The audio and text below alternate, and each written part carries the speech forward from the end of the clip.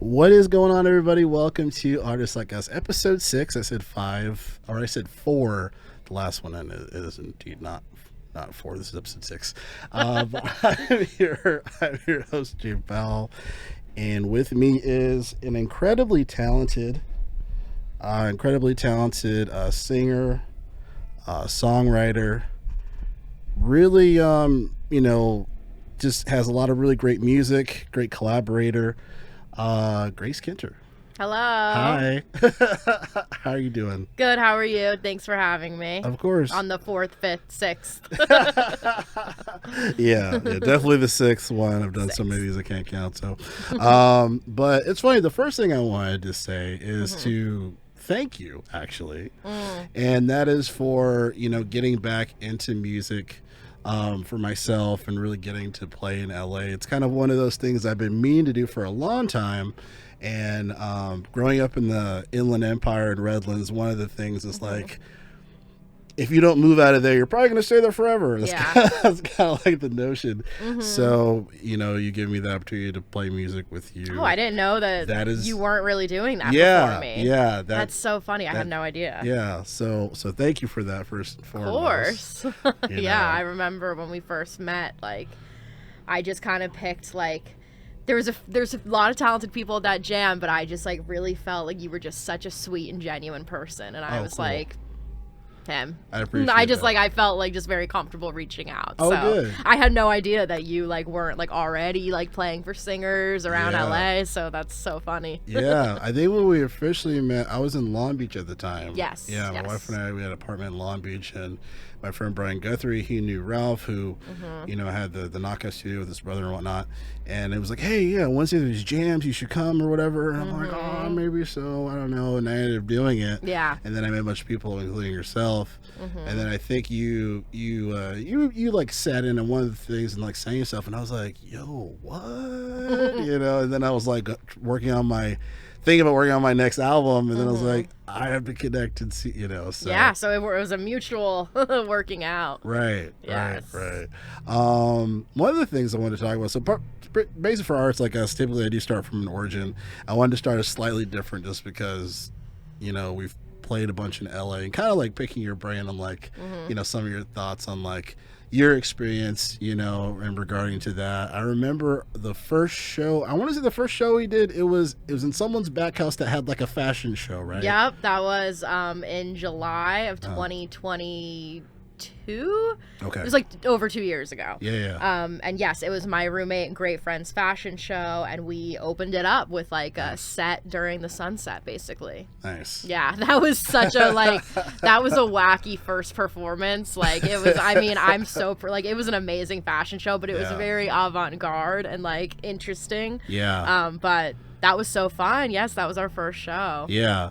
Good times. Yeah, and everyone was really welcoming and stuff too. And then I know obviously a lot of people came out to see you, and then just had a lot of nice comments like, oh, you guys should work together more. And I was like, oh, cool, so fun things there. Did you have a was there any particular show or gig that we did that you enjoyed the most for whatever reason it was?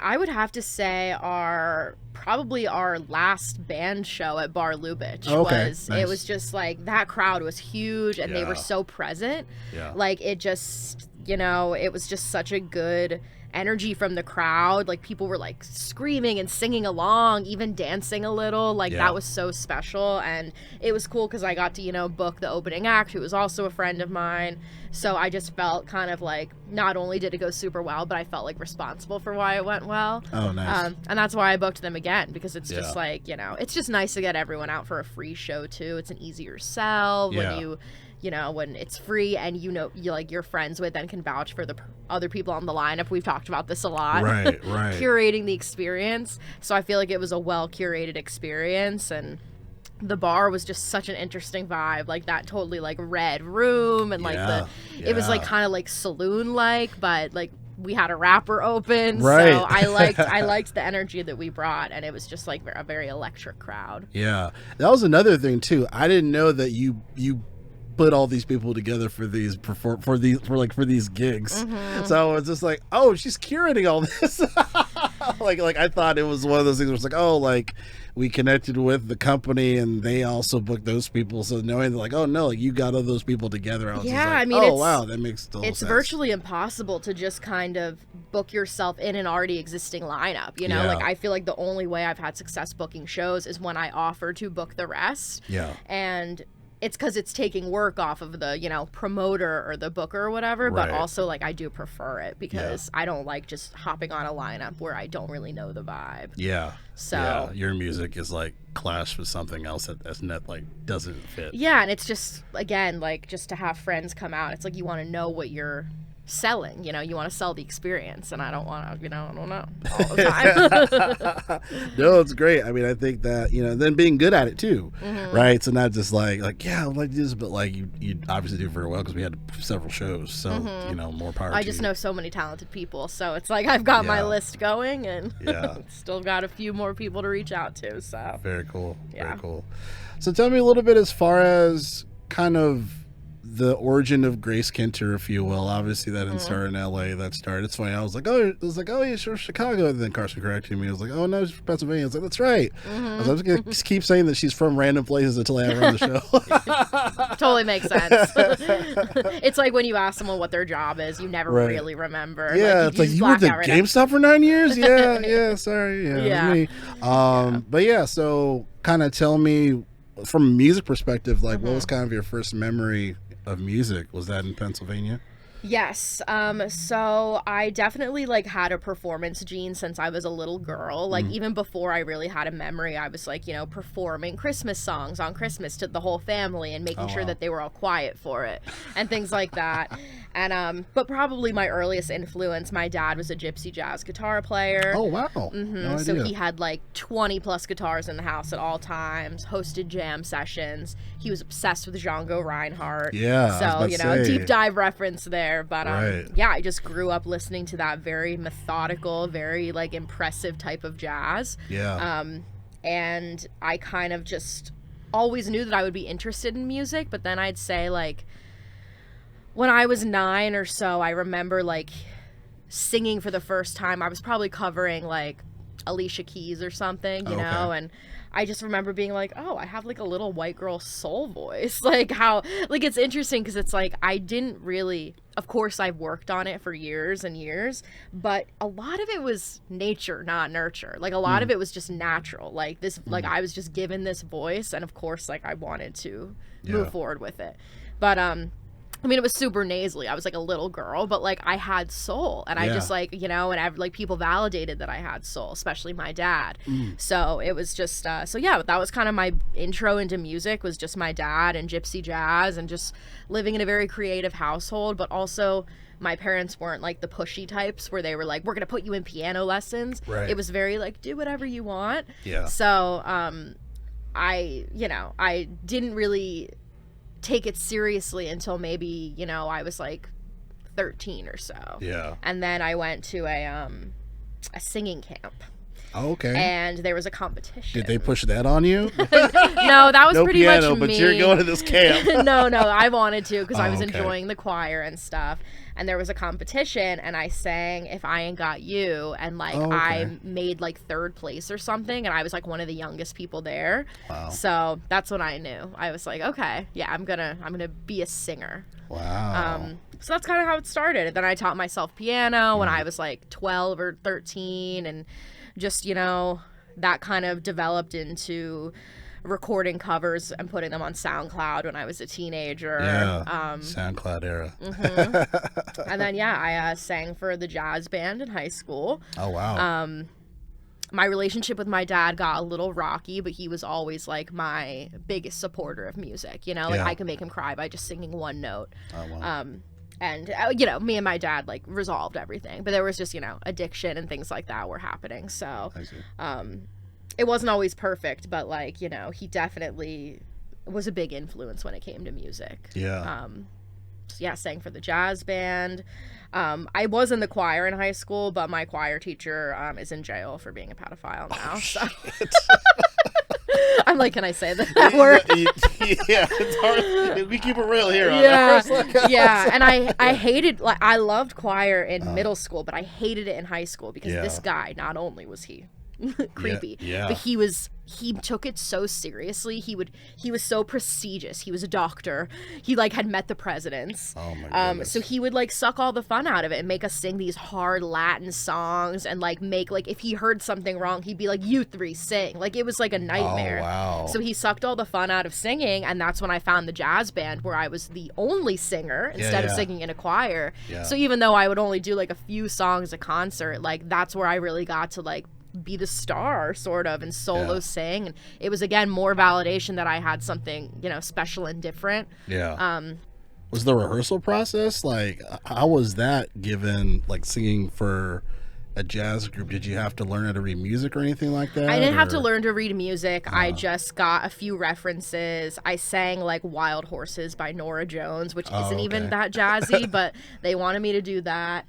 I sang one other song that I cannot forget, but it wasn't a standard, but it was super jazzy, and I just listened to it over and over again. And the first time I like sang it at a practice, I was so nervous, you know. It's like, you know, and there's also like, you know, there's probably like 20 boys and like maybe 2 girls in the jazz band, so, and you know, it was an intimidating process, but I learned and got my 2 songs, and then I think I was kind of like the only singer in the jazz band for like 2 years, while also, you know, trying to learn how to write music and doing covers and posting them on SoundCloud, you know. Yeah. So that was kind of the high school process. Okay.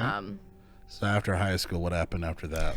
So then I went to Columbia College, Chicago. Okay. I knew I wanted to move somewhere far away and different. I didn't want to go to like a Pennsylvania State school. Okay. New York didn't feel like me. I don't even know why. I always had stars in my eyes towards LA, but that would have been crazy to do a totally cross-country move. Yeah.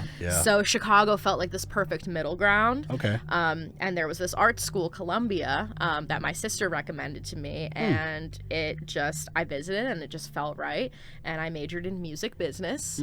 And that was really where Grace Kinter was born, because well, you know, the musician Grace Kinter, because I went from being someone who just like never fit in every way, like in high school, like with friends, wasn't really a partier, like wasn't athletic, obviously, like the music part of me was sort of like taking what I could get, you know, like it's not like I was like performing in a band. I wasn't quite there yet. But as soon as I got to Columbia, like people were knocking on my door, literally, like just to like be in their band, like not like industry people. Like I remember like I would sing on my piano in my dorm room, and like people would come in and be like, "Oh my God, you sound so good. Like we should jam together. You should be in my band." That's how I got into my first band. Shout out to Reggie from Limitless. Reggie. He literally just like heard me singing and kind of like picked me. It was just like, and that band was dope. He was a rapper. We had like, it was a very jazzy setup. We did this amazing cover of American Boy. And then I started meeting some other rappers, singing for them. And then that's when I really started writing my own music. Working with producers. Like it was just, there was such a rich like community of musicians there that were like hungry to work. Yeah. So Chicago, like my freshman year, took off, started performing, writing different genres, like, you know, and it was just so validating and fun, like to further develop this like little light that I always knew I had but never was really confident enough to explore. It wasn't always perfect, like, you know, there were some like times where I, you know, didn't do really well or got rejected or you know, the typical things, but overall, like, I'm so grateful for Chicago. It's such an amazing place. Yeah. So yeah. And then obviously one of those people you met was Carson as well, right? Yes. Yeah. Me and Carson met. He was really in his producer era, you know, like in his room just producing stuff. We never really worked together because he wasn't there for that long, but it's so funny that we got to rekindle and now we're like best friends. Yeah. But yeah, I mean, just like you can imagine just like a bunch of people like Carson in their own unique way, you know, like you could literally like go do your laundry and hear someone drumming, someone producing, someone singing, someone doing their lines, acting. Like, it was just like really fun to be around that creative energy. And, you know, you were young too. Like, things get harder once you get older. It's harder to put yourself out there and learn new things. But so I'm very, like, I really romanticize that time, and like, just to be like, yeah, young and hungry and ready to try something new and having something to lose, you know? Yeah. Well, so when it comes to like, because now you say you connected with some producers and whatnot for stuff. What was the first encounter of the first producer that you worked with? That would be my one friend Jackson Shepard. Shout out. He's in a band called Human Bloom, which is he's on my Instagram feed. He's incredible musician. Insane. Yes. Yeah, incredible. He was in one of those like bullshit courses that you have to take. Like, I think it was literally called first year seminar or something. Wow. We were in that together, and just immediately learned how talented he was. And the first like body of work that I ever released was an Amy Winehouse tribute album. Yeah. And he reworked and rethought 5 songs by her and produced them with live instruments himself. And we called it Cherophobia, which I literally forget. I think it's like the fear of like being alone or something like that. And call it Jerry Maguire syndrome. Yeah, but that sounds more complicated. Yeah, I like the fact that I don't even remember is hilarious. I was like, what would Amy be afraid of? And I don't know, how can I make it deep? But honestly, that album is so dope, and it only exists on SoundCloud, and I think I've deleted some since then. But like, he's literally, it's just funny because he was kind of like the first producer and the most talented person I probably ever worked with. Yeah, like, he's so smart, and just like, I don't know, just like what he hears in his mind and soul comes out flawlessly every time. Wow. And he actually like gives really good advice that like I still think of to this day when it comes to songwriting. Like, I remember I wrote this song. It was one of my first songs, and it was so basic. And most people would not have the balls to tell me it was basic, but he did. And yes, I cried, but it really helped me. And he told me, like, he was like, try not to, one of his biggest pieces of advice that I use literally on Manic Pixie Dream Girl, which is a song we perform. Yes. Is he said, try not to let the chords write the melody, but let the melody instruct the chords. Yeah, you know, because then you think of something really weird, and you might have to like rework something. But if you're kind of, you know, it's like, don't stick to the recipe, freestyle a little and then try to figure it out. Yeah, that really can help you to, like, you know, it's like if your song is a straight line, it can help you really like achieve something outside of that line. Yeah, so yeah, I mean, he's brilliant, and that was one of so great guy, great producer. And that introduced me. He kind of spoiled me because like he wasn't like a beat maker, but after him I started working with a lot of beat makers. Okay. Which honestly I still love, no shade to them, but it's just like, as I've told you, I'm trying to get back to more instrumentally complex pieces, you know, instead of just getting a beat, singing to it, and that's it. Yeah. But I do love singing to a beat, you know, and I love like doing like a chorus or something on a rap song too. So I love it all, but in a way, maybe I'm trying to get back to like that first kind of thing that I had. Yeah. And that first thing is that was the last kind of instrumental band thing that was with you said Reggie, right? Or you did a lot of live music, actually, I mean, and on your album we recorded with live instruments. I did do so I had my second EP. Or actually, so it was my first original EP. Okay. The EP after the Amy Winehouse cover EP. This is also not on Spotify because of a name change. I know. It's like, for someone who went to school for music business, I certainly like didn't really learn like to keep it all in one spot and not change your name. I mean, you're doing the mysterious, like, I'm gonna hide my stuff. Yeah, no, my discography is actually pretty, like, you know, it's there. I have CDs. I'll give you a CD. Okay. I'll find a CD player. Yeah. Fuck, you don't have one in your car. Damn. No idea. I'm kidding. Okay, perfect. I do. Don't get a CD player for this. But so I was going by With Grace at the time. Okay. That was the name change that honestly I should have just kept, but I didn't. I had this thing where I was like, I can't be that anymore. I just want to be Grace Kinter. So that's why an EP exists in the void. Yeah. This was called Hate Love Songs. Okay. And what I learned about hate love songs is to keep things cohesive, because 2 songs were recorded live in the studio with instruments and then 3 were beats. Okay. So it didn't really all go together as well as I would have liked, but for those 2 songs that I did in the studio, it was really fun. It's just, it takes preparation and rehearsal. Yeah. And we didn't have that, so it was sort of just kind of going, like, let's just say the songs that ended up getting recorded were great, but they sounded nothing like the demos, you know, because we were kind of making it up as we went along. Yeah. So, can I ask you, what was the feeling that you wanted to switch out of With Grace so much? I think I was just sort of like, it was that younger 20s, like, just wanting to change.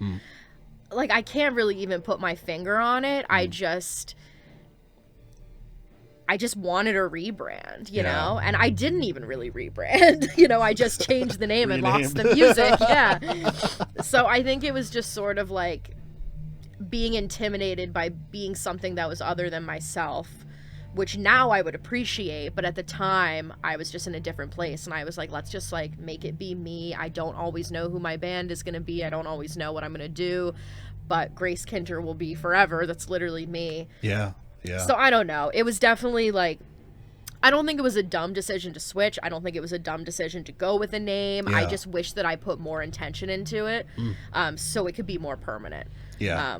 It was definitely more just like workshopping with someone who was my manager at the time and sort of like, okay, yeah, let's do it. And then I just didn't know that if I ever wanted to switch, it would be kind of a headache with calling Spotify and, you know, changing things. Like, it's just, right. I wish you could just kind of like put on a mask and be something and then go out of it. But, you know, music distribution doesn't quite work like that. Right. But, you know, it's not like it, you know, it blew up and I've lost, you know, a million streams. Yeah. No. So, I mean, whatever. Like, I still have the CDs and, but yeah, I mean, struggling with like your musical identity is like really hard. And yeah, like your younger 20s are really hard. You know, you're like really becoming an adult, and I think there was also some time in there where I didn't know if I wanted to even do music anymore, so maybe that had something to do with it. It's just like shedding a skin. Yeah. You know? Yeah. Maybe it was self-destructive. I literally don't remember. I don't remember, and therefore, you know, it is what it is. Yeah, we had an album coming out. I'm no longer with Grace. Yeah. No, I resonate with as far as the musical identity thing, because mine was kind of given to me in a sense. Like, I was kind of toying around with different names and whatnot, and I was working on the first Transitions album with my friend Dominic Paramo, shout out to Dominic, and Turner Blatchley. They kind of co-produced it, and I was like, man, like, I guess it'll be Jerrell Powell, and he was just like, what about Jay Powell? And I was like, it's a good ring to it. I was like, let's roll with that, you know. And then ever since, that's just who I was, you know. So I do. And then my friend Yard, which goes by Space Monk, you know, he's had some different name changes too. So, you know, I think wherever you go to, that's supposed to be where you are. You know what I mean? So. Yeah, Carson has an interesting like view on the names too. Like, I feel like, you know, when I first started talking to him about music, he was sort of like thinking that maybe he could have different names for different projects, and like that's quite a concept as well. You know, like he really like. I don't think he has. But actually, no, he kind of has been doing that.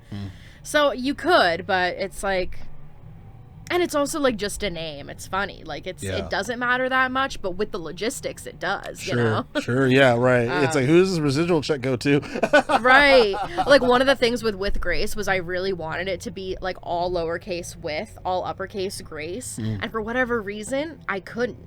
Like, I feel like you need to like be verified. Like, I don't remember why, but something got messed up with the capitalization. Oh, wow. So it's like I didn't even get the version of it that I wanted. It was literally like uppercase with lowercase everything else. Like, You're it just, fuck it. I couldn't believe, like, yeah, you wouldn't believe how annoying that was to not get the right capitalization. Yeah. So. No, I'm a stickler for that, especially if I'm naming an album. It's like, oh, Kinter. I'm like, yeah, like no. imagine. Like, so that was annoying. Yeah, yeah. But Jay Powell does have a good ring. Oh, thank you. Yeah. It could be hard to stick with because, like, sometimes you won't really want to just say who you are, but, like, you don't, like, because are you always the version of yourself that's on and ready and networking and a musician? Right. Maybe it would be better if you were, but, you know, sometimes you just want to be yourself without all of that. One thing I've realized, too, and let me know if you resonate with this, but, like, there's been these different versions of myself musically, I've realized. So, like, one has been the guitar side, which is kind of the first side that I put forward from a vulnerable standpoint, being comfortable with my playing and whatnot.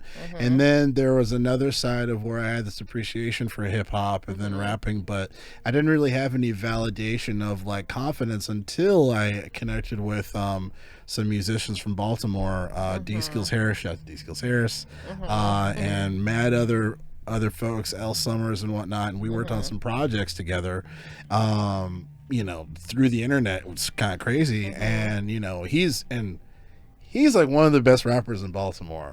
Like he has an incredible flow, and like he's incredibly knowledgeable in hip hop too.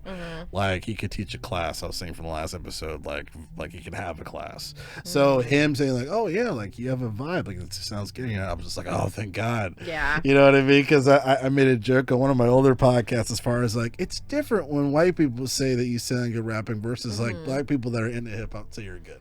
Absolutely. Yeah. No. It's just different. It's hard to explain, but it's different. Yes, to be invited to the rap cookout. Right. Yeah. Exactly. So and then so now as far as like having that artist identity, like now I'm like, you know, I need to incorporate a little more of the other part of me. You know, that it's not a separate person. I've always been this person. I just didn't expose this. Yeah. Have you had something like that before from your music? I have, like, there's definitely, you know, there's things that have been there the whole time, you know, like the brooding, the sad girl songs, the soul. Yeah. But of course I've had different identities because, like, yeah, like I've lived so many things, and, you know, I've had these experiences in my life that make me happier, in love, jaded, grieving, you know, and all of that comes out in the music. So for me, my identities are very contextual in what I'm going through. Yeah. Because also I don't really dabble as much as you. Like you know, like I'm a singer who can play piano. Like I'm not gonna like suddenly explore rap or like you know explore like or start playing the harp. You know, like. But I totally. I love Glorilla, by the way. I'm obsessed. It's 7 p.m. So I get that, but less with like what I'm doing. Sure. Instrumentally and like what I'm working on, and just more with like what I'm going through. And I mean, there's just so many days where I'm like. And I feel like you don't have this because I feel like you do live and breathe music. Correct me if I'm wrong.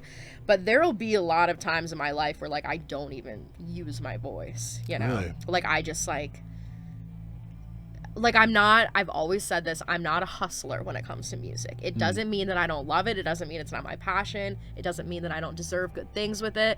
But, like, I'm not the type that will, like, sit writing a song for hours and stay up till 4 a.m. until I get it. I'm very much like, oh, that's a cool lick.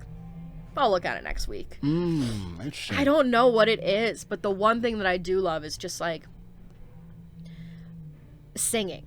You know, it's like, again, like the writing, the rehearsing, the performing, the booking and the admin details, the promoting, that stuff is draining for me. Yeah. But I do just love to sing, you know, like if I had a songwriter, I mean, I do like to write a song because it feels really good when it's done, kind of like working out. You know? It's like, do I love it? No, but am I really happy I did it? Yes. Right. So and then you're in the drive-through. God damn. Yeah. Speaking for myself. So yeah, I've definitely talked to people about that, and they're like, maybe you should just like get a gig at like a saloon or a jazz club, and you sing a bunch of covers and maybe some originals like one night a week. And I'm like, cool, where's that? Right. That's equally competitive and hard, you know, Right. like no music career is just gonna fall into your lap. So it's just good to keep performing, keep networking, keep writing. But my ideal job would probably just be singing and not having to do any of the work. Yeah. You have a very pragmatic mindset with music, you know. That's like, a nice way of saying it. You know, like, so it's like, oh, like, I'll pocket this later, but like, you know, I'm doing other stuff or whatnot. It's not just like, you know, it's like you've been writing this song for weeks, you haven't showered in days, but it's the greatest song ever, you know what I mean? Yeah, so no, I need those people to come back down to earth. I can't with those people, and I know so many of them. I'm just like, release it. Right. Like, stop. Yeah, no, I'm very much like not a perfectionist when it comes to music. You know, like I will say something if it sounds fully wrong, but if my producer's like, I really think that this intentional part should stay in, I'll be like, okay, that's fine. If it's intentional to you, then great. Yeah. I don't feel strongly or passionately about minuscule things. I just care about the overall vibe, putting my heart into it. And that goes back to just loving singing. I love to emote. I love to put words to music, but all that other like detailed stuff, not for me.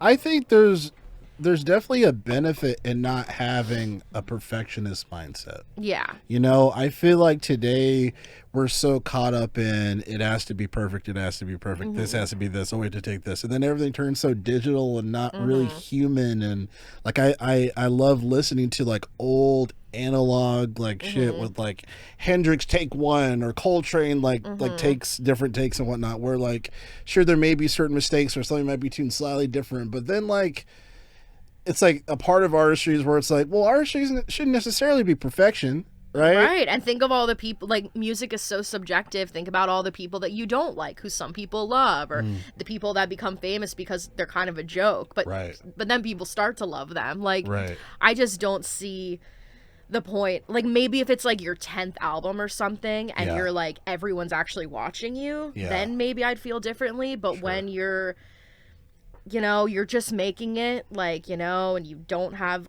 such a big following, like, I think just get it out. Yeah. Just work, and then work on the next thing, you know? But that's just me, like, obviously. You know, that's just me.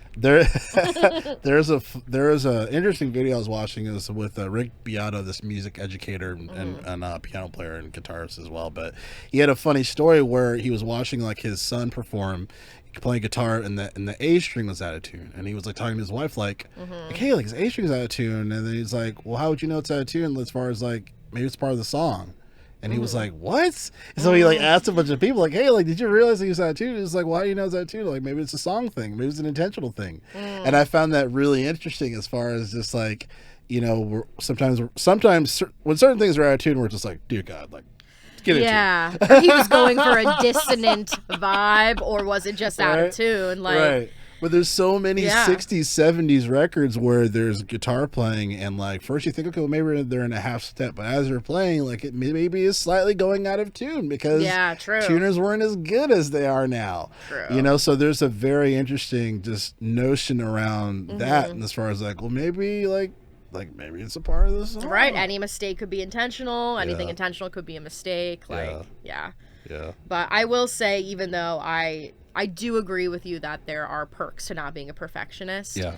And a lot of people that I know are like not jealous, but they are kind of in awe of the fact that I can just like, I'm not like that. Yeah. But I do get hard on myself because it makes me sometimes feel like I'm not like worthy or passionate enough. You know, like I'm like, I should be up till 4 a.m. writing a song, you know, like why don't I care more? Or why don't I like, why do I just let things be? Why don't I like fight for them more, you know? So sometimes it does make me feel like less of an artist, but that might be in LA. Oh, well, I don't want to rag on LA because I love LA, but I think sometimes I was talking to a prior guest as far as like there's a beauty in darkness, and I feel like some of the darkness can be that where it's like you know, it's almost like an indirect peer pressure where it's just like, oh, like I I should be figuring this thing out because everyone else is doing it. Yeah. Do I even want this? Yeah, like, do I even want this? Where it's Yeah. just like, yeah, but not everyone may not be as good as the other things that you do that are probably paying the rent more than what your artistry is, you know. Totally. Yeah. I mean, creativity is a muscle, and like it's good to take breaks, you know, Right. or you know, everyone just has their own, you know, their own flow. Yeah. But you know, I mean, yeah, getting hard on yourself is just classic with every single element of life. So it's just another one. Yeah. Let me ask you, how do you feel the artist Grace Kinter has changed versus from back when? Versus the name. How would you say they've changed? Great question.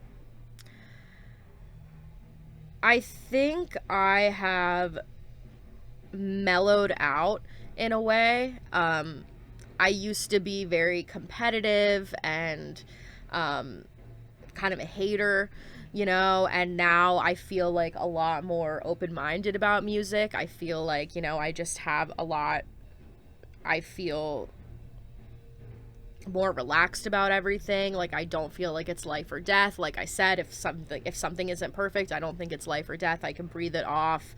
And I think that also is just maturity.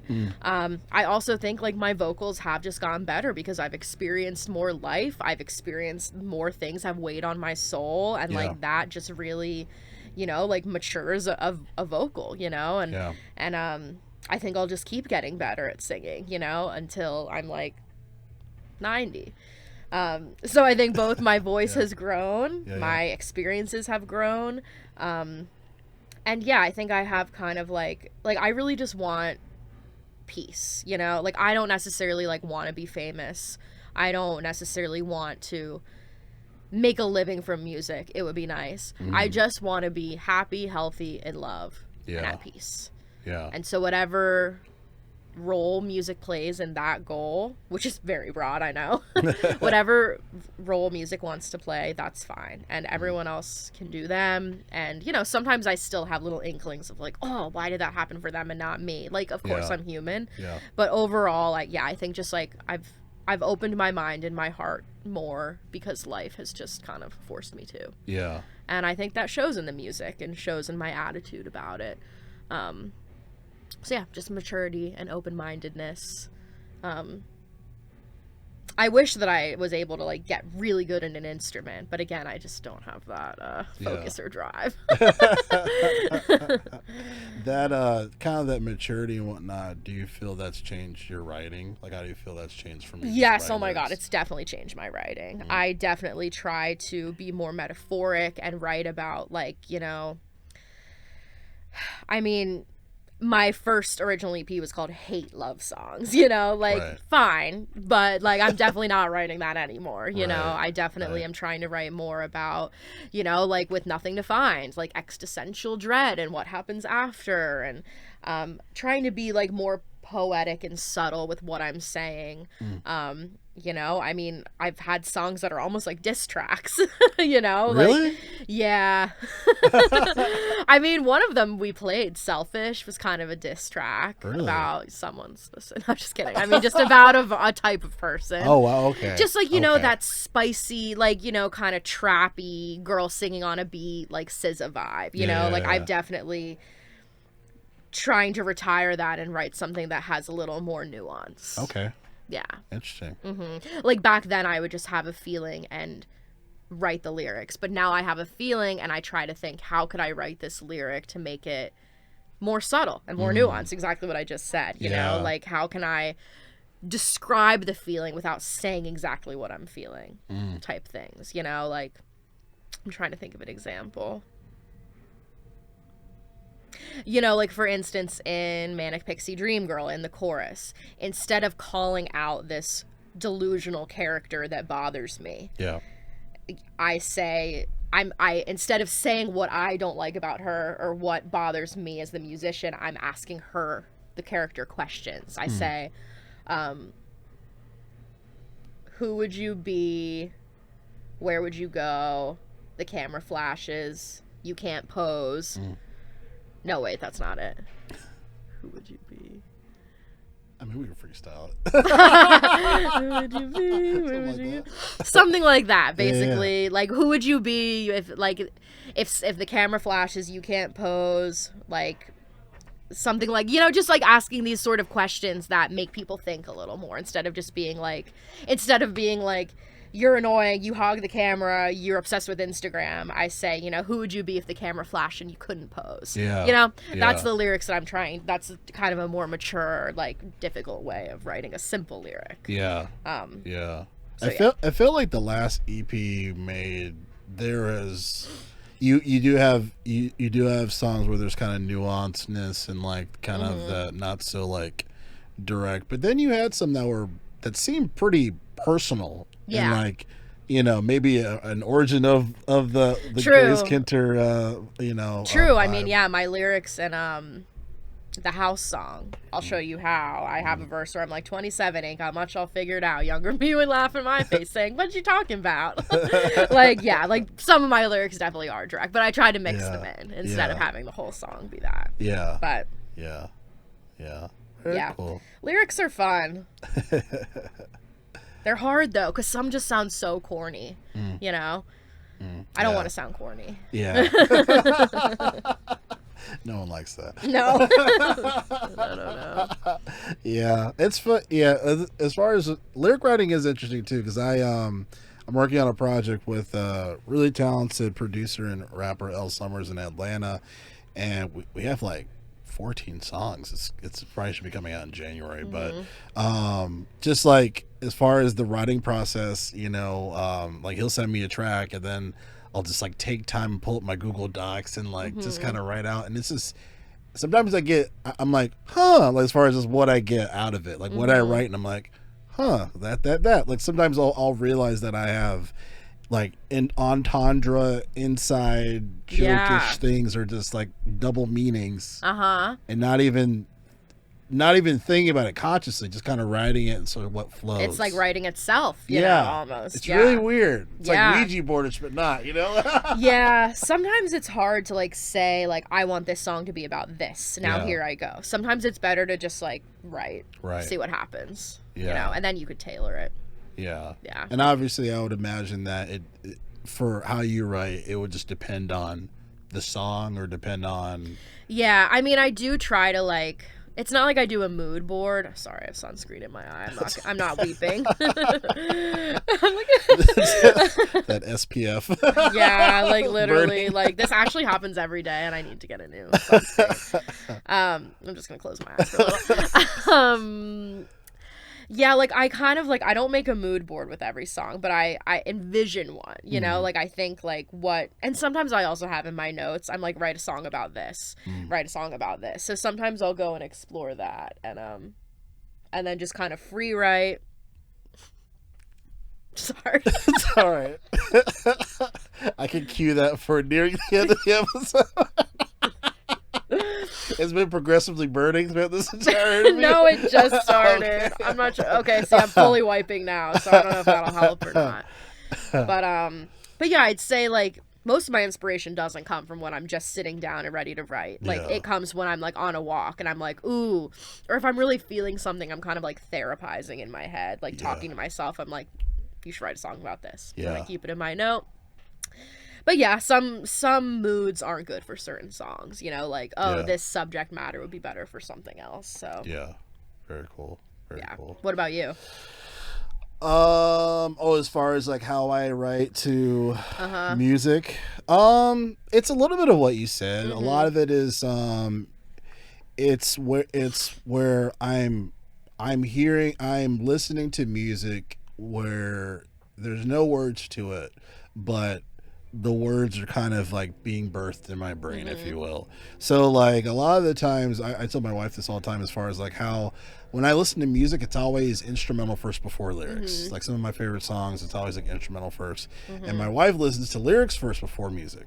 So like I've made a joke before. I've sent songs over to my wife. I'm like, oh, like this sounds really good or whatever, and I think it sounds romantic. And she's like, do you know what this person said? And I'm like, oh my god. Yeah. I was like, that didn't occur to me. So as far as like how I write songs, a lot of it, I try to take time to really listen to it as far as like what mood wise does this say, because I used to want to be a director way back when I was really into movies and scores and stuff, and I was always fascinated with how not only just like what's happening in a scene with music, but how dialogue is connecting to that music. You know, whether it being an intentional thing or it being one of those things where there's like a happy song being played when someone is dying, like just like really weird like things like that. So I always had a notion as far as like that's really interesting. So like when I write lyrics, I kind of always had that intention as far as like listen to how it sounds. What do I feel during this? And then just start going, you know? Yeah. So that's how I've been writing from a hip hop sense. I'm working on I'm mentally working on an album with rock music and with singing. That I want to come out. It's been a bit difficult for me to do that for some reason mentally, and then also financially. Well, I mean, you've already mentioned like a few different projects that are in the works right now. So I think it's okay. So that's why I was like, this might be a good opportunity to expose the hip hop J Powell side where I can just have the music and exercise that muscle. I wonder which would be harder to write lyrics for, rap or rock. Well, since I don't have a wonderful voice, probably rock. But no, I mean, that's a good question too. You know? And I guess like, you know, with hip hop lyrics, your flow can really dictate a lot, you know, and with the singing voice, it's just a little different. Like it has to, I don't know. I guess like with hip hop, you could be more direct, you could be punchier, you could be silly. It's not as easy to be those things with a vocal, singing. Singing. But I'll be curious to hear. I guess one of the last things, you know, as far as just kind of conceptually for new music, what are your thoughts on like how you feel about what you're working on in the moment, whether it be physically or mentally, conceptually, what you've been working on? And then plug your stuff. Well, I'll give you a little exclusive. I think, unless I change my mind. But I actually think I'm working on my album. First album, and I think I actually want to title it With Grace. Really? Wow. I want to like call back to the old me. That's and just cool. Like, and it is sort of like like hey, you're with me. Like instead of just calling it Grace Kinter the album or something. Like I think it's kind of cheeky, but it also just sounds good even if people don't know the story. So I think I'm gonna work on. But like I said, I don't want to just have a beat. I want to start all my songs on piano, or if you or Lawrence or Carson starts it on another instrument, and then I want them to build. Even if like I work with the producer Brendan Cabrera. He's great too. And he makes pretty instrumental heavy beats. Like, you know, he can do like a hip hop beat or a house beat. But if I give him an instrumental that I started, he can usually really take it there. So I just want I want it to either feel like or actually be like an in-studio recorded album. Cool. And I'm kind of channeling like Amy Winehouse, Corinne Bailey Rae, you know, Alicia Keys, just like, you know, pretty soulful songs about womanhood and life, getting older, all that. That's cool. So that's another reason why the title works, because it's like, you know, I've been making music for a decade and I don't have an album yet. So it's like, this is going to encompass just all of that kind of 10 years, what I've learned, mistakes I've made, all of that. But I don't really know too much about the arc yet. And I don't usually do really like an arc or a story. I usually just do like kind of subtle themes. But I think the themes are probably like coming of age and stuff like that. I'm excited. I'll definitely be in touch about things. But as for plugging, we've got a show at Bar Lubitsch on November 16th. It's free. It's in West Hollywood. If you're around, you should come. Yes. And I'm shooting a music video for my house song, I'll Show You How. So that'll probably be coming out around Christmas time or right after the new year. And it is going to be pretty much a full choreography video, not me.